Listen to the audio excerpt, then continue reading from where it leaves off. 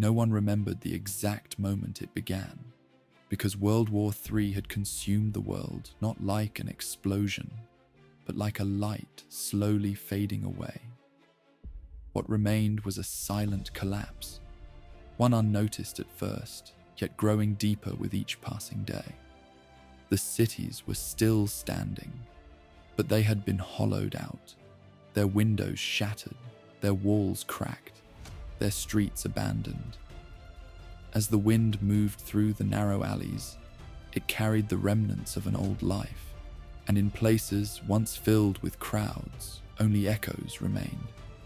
The sky was forever grey. The sun could still be seen, but it gave no warmth. There was light, yet no life. Even the trees were no longer the same. Some had withered, while others had changed in strange ways. The soil had grown barren, but nature had not vanished entirely. In fact, in some places, it had begun to return in silence. As time passed, humanity lost not only what it had, but what it knew. Electricity fell silent, machines stopped, knowledge was forgotten.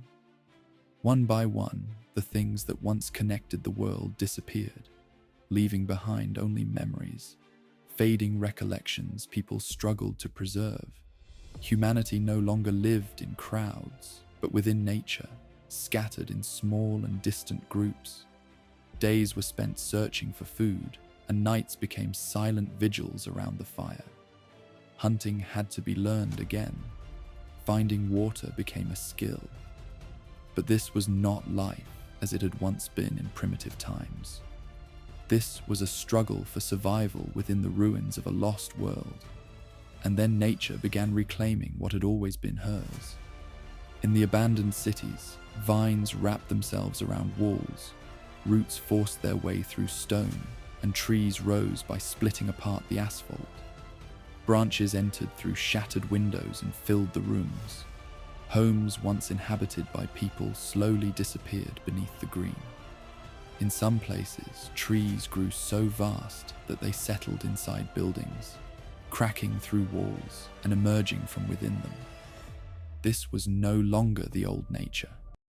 It was something wilder, more uncontrollable, more impatient, as if the world itself was taking back everything that had been forgotten.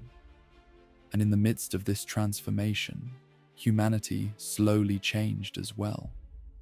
They learned to remain silent instead of speaking, to feel instead of thinking. Moving in small groups, quiet and cautious, they tried to adapt to the rhythm of nature. Long walks in pursuit of prey, careful glances, and instinct-driven decisions became life itself. The rules of the old world had vanished. In their place stood a primitive balance where only those who adapted could survive. Time itself had lost meaning. Days were no longer counted, only lived. Children were born into this world, believing the silence and grey skies were normal. The elders had stopped remembering, because to remember meant to feel every loss all over again. And within this new world, though no one said it aloud, one truth was felt by all. Humanity had lost the world it built with its own hands, and without realizing it, was returning to the beginning. Because in truth, all that had happened was a long and slow extinction.